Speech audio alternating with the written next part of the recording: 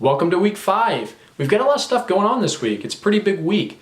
The first thing that we've got going on is the final draft for the space critique. Before you turn that in, make sure that you double check the grading criteria one more time from the assignment sheet.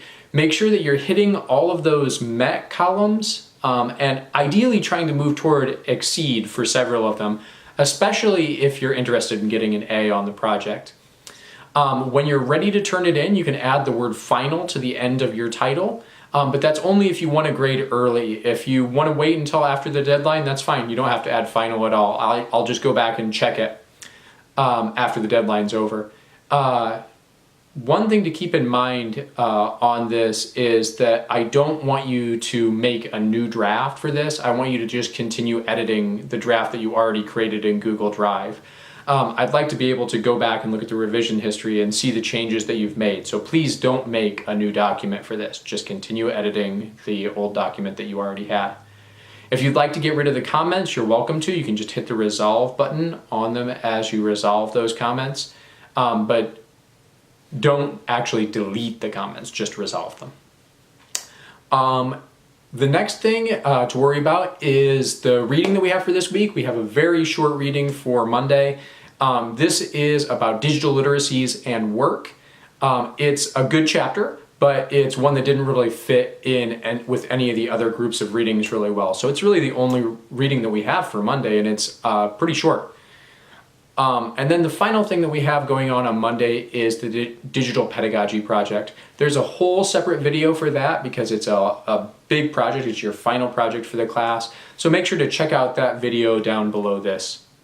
For Thursday of this week, we're moving on to a new topic that is video games. It's a pretty exciting chapter and reading that we have going on there. It's talking, the readings are talking about video games and collaboration in video games and digital literacies in video games, and it should be really exciting. The first reading is one of the chapters from the digital, Understanding Digital Literacies book. It's the last chapter that we'll be reading from that book, so that should be a nice cap for that. There is an afterword in the book as well if you would like to read that one. The other reading that we have for Thursday's class is a chapter from the book on multimodality by Jonathan Alexander and Jackie Rhodes.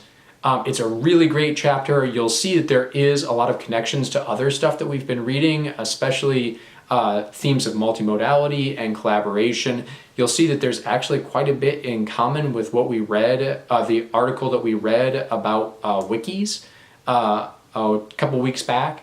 And so keep in mind those things as you're reading through that. I'm also going to ask you to do an activity for Thursday's class, and that's to play a video game. It doesn't really matter to me what video game you play. Try to just choose something that's interesting to you. Feel free to, if you're already a video game player, to continue to play the game that you have been playing. If you're not a player, feel free to download an app on your phone or borrow one of your kids' games or download something from Steam. Just try to find something that's interesting to you. But I don't want you to just play it like a player. I want you to play it like a critic. I want you to go through the game and think about the ways that that game is teaching you to do things and the ways that that game is sending meaning to you. I want you to specifically think about those digital literacy practices.